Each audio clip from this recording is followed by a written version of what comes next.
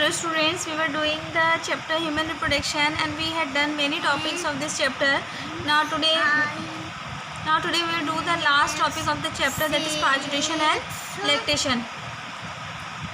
The first one, before starting parturition, let me tell you the time period that the pregnant woman takes to complete the pregnancy. Means the human pregnancy stays for about 9 months, and this period of the time is called gestation period. It is clear? After that, the next is parturition. Parturition means when the child is being completely formed in the body and it is being delivered out, then we call it parturition. It is clear?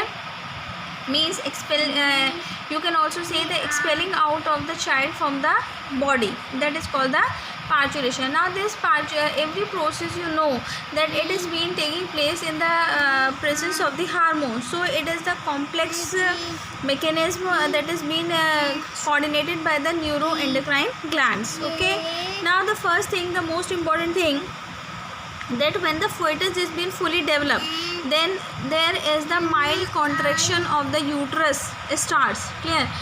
Due to which which we call the fetal ejection reflex. Understood? After this, due to this, the oxytocin hormone starts releasing out, and this oxytocin hormone will cause the contraction, more and more contraction on the muscles of the uterus. Clear? And after that, these contraction of the muscles will further secrete oxytocin.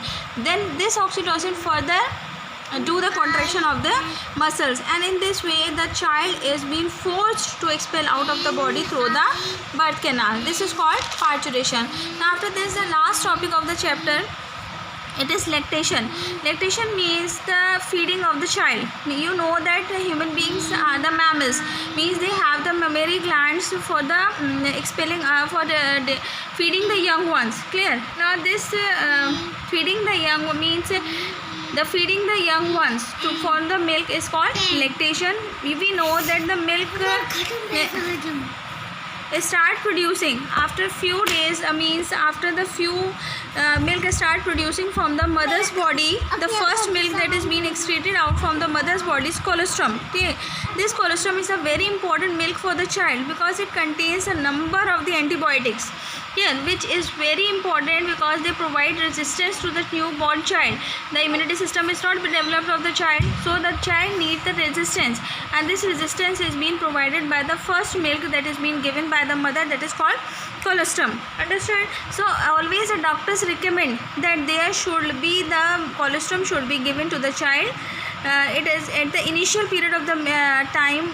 The colostrum is very important to provide the resistance to the child. This is all about this chapter. Thank you.